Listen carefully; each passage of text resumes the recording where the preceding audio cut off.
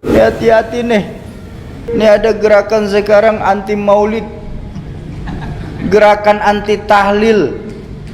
Bahkan teman-teman saya itu, saudara-saudara kita, Pak, pernah nanya sama saya, Sauki, apa?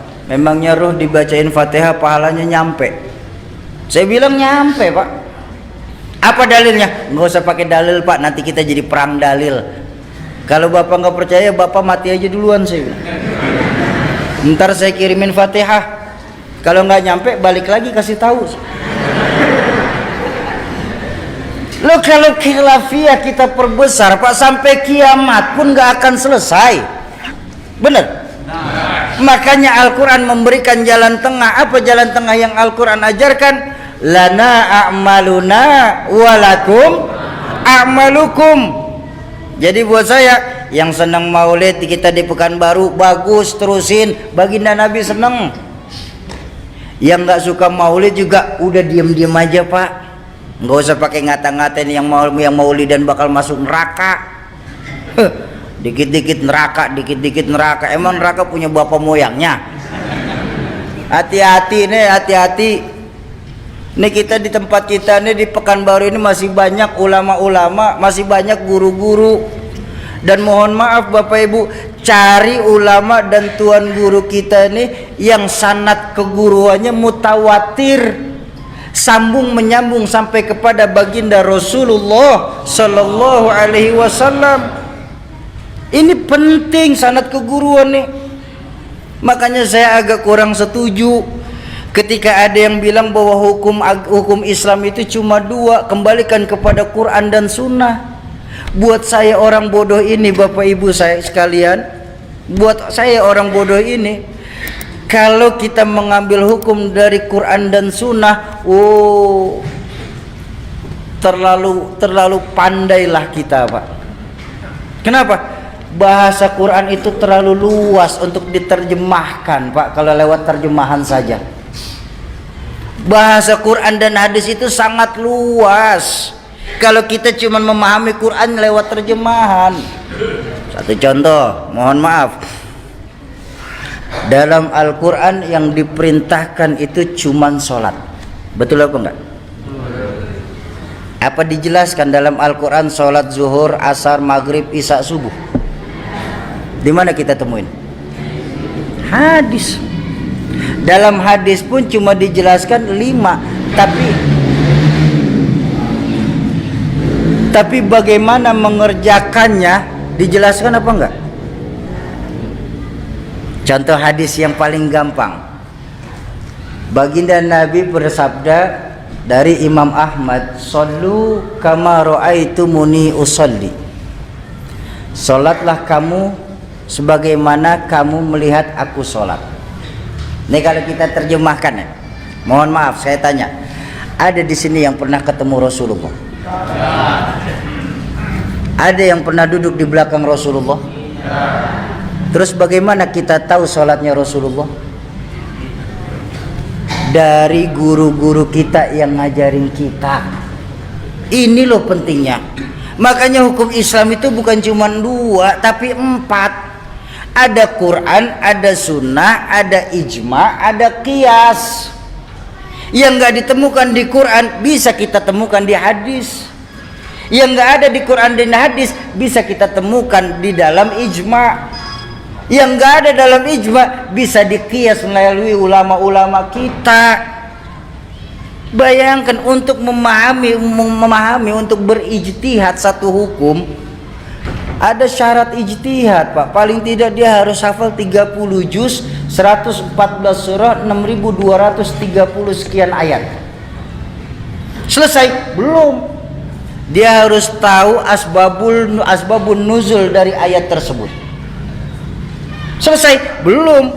Dia harus mengkhatamkan minimalnya 3 tafsir Al-Quran yang masyhur, tafsir Jalalain, tafsir Ibnu Katsir maupun tafsir Tabari. Silakan. Selesai? Belum. Dia harus belajar asbabun nuzul. Untuk tahu asbabun nuzul berarti harus belajar hadis. Untuk tahu kedudukan hadis kan harus belajar mustalahul hadis. Untuk tahu mustalahul hadis ya tentu harus belajar asbabul wurud. Untuk tahu asbabul wurud ya harus belajar fikih. Untuk tahu fikih yang ngaji sama ulama-ulama yang ada sekarang. Jangan ngajinya sama Mbah Google.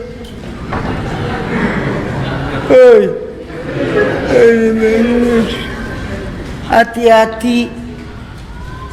Enggak semua bid'ah itu jelek. Enggak semua yang tidak dilakukan Rasulullah itu jelek. La kullu bid'atin dhalalah. Ada enggak semua bid'ah itu jelek, ada bid'ah hasanah. Contoh. Quran yang lagi kita baca sekarang ini, Pak. Itu bid'ah, Pak. Benar enggak? Di zaman Rasulullah tidak pernah membuat mushaf. Semua langsung penghafalan kepada sahabat. Cuma ketika Rasulullah wafat di Khalifah Umar bin Khattab, banyak sahabat-sahabat hufaz pada meninggal dunia karena perang. Sebagai khalifah, Sayyidina Umar ini berpikir, nih kalau kayak begini Quran akan hilang karena banyak sahabat hufaz yang wafat. Lalu dibikinlah satu ide untuk memushafkan Al-Quran. Bahkan Sayyidina Umar sendiri berkata, hadza bid'atul hasanah. Ini sebaik-baiknya bid'ah tapi masih baik. Jadi tidak semua bid'ah itu jelek, Pak. Kalau memang mengartikan semua bid'ah itu jelek, mohon maaf Bapak Ibu, mohon maaf. Ini muka kita muka bid'ah loh, Pak. Zaman Nabi nggak ada potongan kayak kita, Pak. Bid'ah tuh operasi plastik. Handphone yang Bapak Ibu pegang itu bid'ah tuh. Nabi nggak pernah pakai handphone kok. Bener? Buang. Ganti kaleng susu, sambungin benang. Ngomong dah tuh, halo. Ayolah kita sesama Islam nih, kita saling asuh. Jangan sama-sama kita malah saling gasak, gesek, gosok. Sudah waktunya kita nih sekarang meluruskan saf, merapatkan barisan. Musuh kita sekarang sudah jelas, Pak. Apa musuh yang paling nyata? Sekularisme dan liberalisme. Jadi selama mereka bersyahadat Tuhannya Allah, Nabinya Muhammad, merekalah saudara kita. Setuju? Jangan suka kita mengkafir-kafirkan. Ingat dakwah baginda Nabi itu mengislamkan orang kafir. Kok malah sekarang ini mengkafirkan sesama Islam? Ayo dalam berdakwah, yasiru wala tu'assiru. Kalau ada yang mudah jangan disulitin. Basyiru wala tunaffiru. Gembirain, jangan malah ditakut-takutin. Itu dakwah baginda Nabi. Kenapa beliau itu sukses? Karena beliau itu juga sebagai contoh dan panutan. Beliau sebagai contoh dan panutan buat kita. Jadi nggak bisa kita samakan dengan diri kita dengan baginda Nabi. Dan wajar ketika baginda Nabi itu diperingatin maulidnya, Pak. Jadi nggak ada istilah itu melakukan maulid itu bid'ah. Apa bid'ahnya? Oh, kita tambah kenal sama baginda Nabi. Ayo, bagaimana kita bisa tahu sejarah baginda Nabi kalau bukan lewat pembacaan sejarah baginda Nabi? Benar? Tuh Nabi Muhammad seorang manusia biasa, Soki. Ulama nggak ada yang maksum, Soki. Yang maksum cuma Rasulullah. Iya, saya setuju. Tapi kan ada sebuah makalah yang mengajarkan kita, laula murabbi ma araftu rabbi. Kalau saja tidak karena guru-guru kita ini, maka niscaya ditampan tidak akan kenal siapa Tuhan kita. Pertanyaan saya simpel, Bang. Di mana keimanan kita sebagai muslim? Yang ketika nanti di yaumil mahsyar semua kita ini akan dimintakan pertanggungjawabannya. Sudah termaktub dalam surah Yasin, al-yawma nakhtimu ala afwahihim wa tukallimuna aydihim wa tashhadu arjuluhum bima kanu.